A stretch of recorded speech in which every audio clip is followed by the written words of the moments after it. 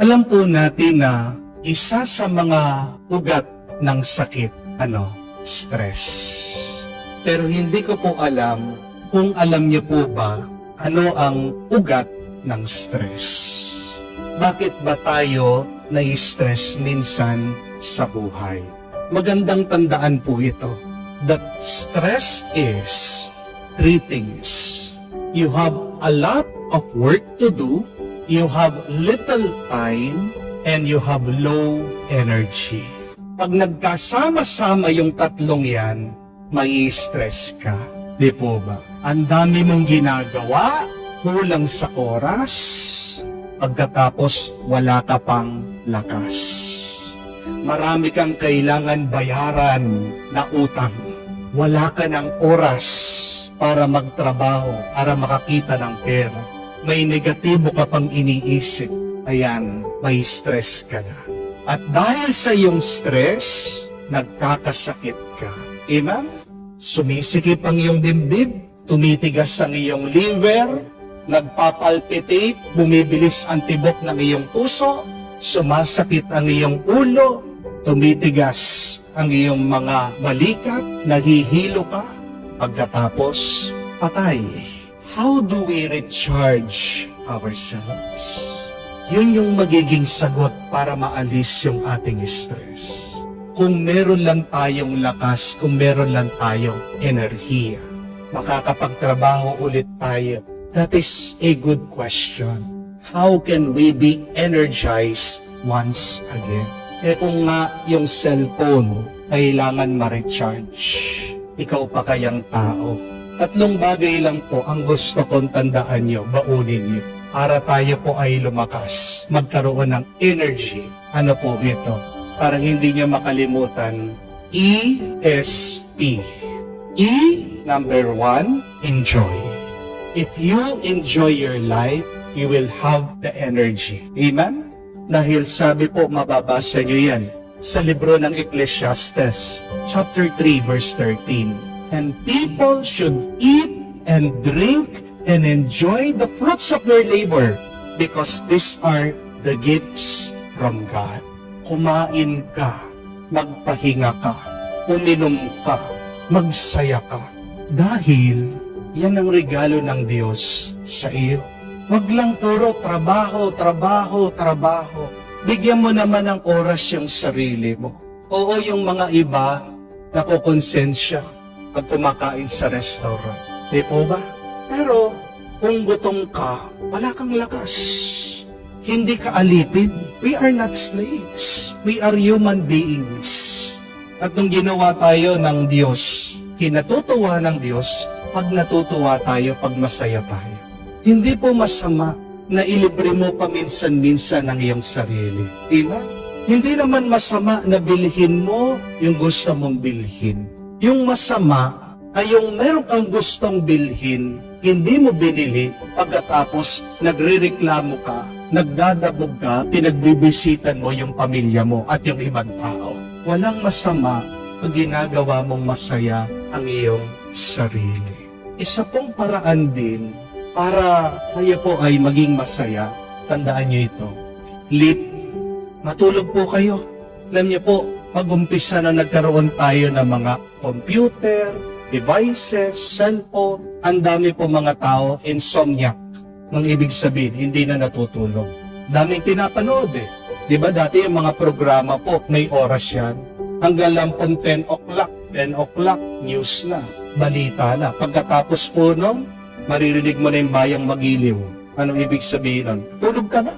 Pero ngayon, yung mga tao hindi natutulog kasi yung mga palabas, 24 hours. Yung tao na pagod na sasabihin, deserve ko ito, manunood muna ako, YouTube, Facebook. Pero dahil napupuyat, kinabukasan, walang enerhiya. Wala pong masama na lumalabas kasama mga kaibigan niyo. Sige, kumain kayo. Sige, mag-enjoy kayo. Pero wag naman sana yung hanggang alas 3, alas 2, o minsan, alas 5 na ng umaga, doon babalik. Ano na lang yung trabaho mo? Kaya nga, nagkakaroon na mas maraming problema doon sa iyong ginagawa. Kaya wala kang focus. Tandaan po natin that sleep is a gift from God. kahit din si Jesus natulog. Do not allow your worries to affect your sleep. Tandaan niyo po yan. Pag meron kang pag-aalala, pag meron kang problema, itulog mo. Bakit? Dahil pag natutulog tayo, ang Diyos naman ang nagtatrabaho. Amen? That is the number one. Enjoy. Maging masaya ka. At hindi ba, wala nang ibang makakapagbigay ng tuwa at saya sa'yo kung hindi yung natutulog ng mahimbing. At paggising mo, may lakas ka para magawa mo yung kailangan mong gawin. Amen? E. Anong ibig sabihin? Enjoy. S. Serve. Maglingkod kayo. Kahit na meron kang problema, subukan mo na magbigay ka. Kasi iba yung naibibigay na tuwa ng pagbibigay, paglilingkod, pagtulong. Tingnan niyo po, ano ang kinatutuwa ng isang teacher? Yung makita niya yung kanya mga estudyante natuto, naging matalino. Di po ba? Ano po ang kinatutuwa ng isang doktor? Yung kanya mga pasyente gumaling. Kung ang isang doktor palagi namamatayan ng pasyente, sa tingin niya po ba, babalik pa ba yung mga tao sa kanya? Kinatutuwa ng doktor pag gumagaling ang kanya mga pasyente. Anong kinatutuwa niyo, kayong mga magulang?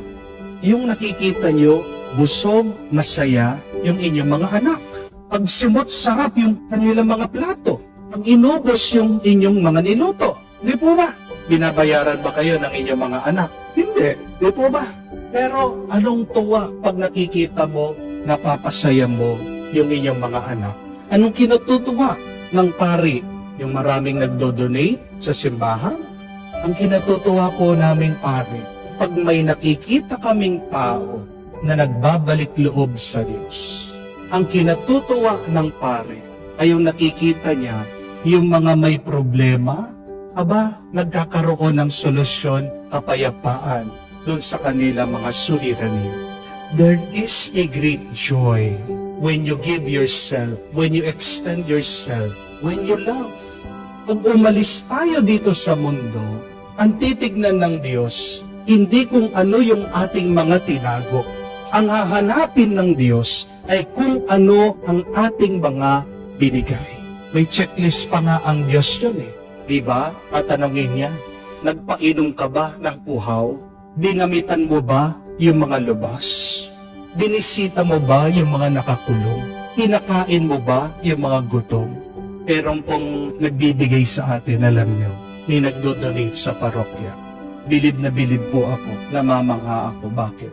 Kasi itong taong ito, meron din pong problema, dami pong utang. Sinasabi niya sa akin. Pero pinipilit niya, sinusubukan niya, nagsusumikap siya na mag-tithes, na mag-donate sa simbahan. Kasi iba yung tuwa na binibigay sa kanya nung kanyang paglilingkod. Subukan niyo po, pag pagod na pagod ka, involve yourself. Give yourself. Yan yung misteryo ng pagbibigay. Oo, may nawawala sa iyo, pero habang meron kang binibigay, meron kang tinatanggap. That is the mystery of giving. That is the second S, serve. And last, P, pray. Tandaan niyo po ito. Pag marami kang ginagawa, dapat mas marami din yung oras mo para tumahimik at magdasal. Di ba pag pagod na pagod ka, ayaw mo yung maingay? Kaya nga minsan yung mga ibang magulang sinisigawan yung mga bata. Uuwi na lang para makapagpahinga pagkatapos ano pang dadatnan. Ang gulo-gulo, ang ingay-ingay ng mga bata.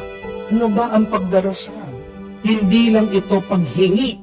Tandaan niyo po, pag tayo ay nagdadasal, ito din po ay pagbubukas ng ating puso sa Diyos. Anong nakasaad sa Biblia? Sinasabi ni San Pedro, cast your anxieties on Him. That is prayer.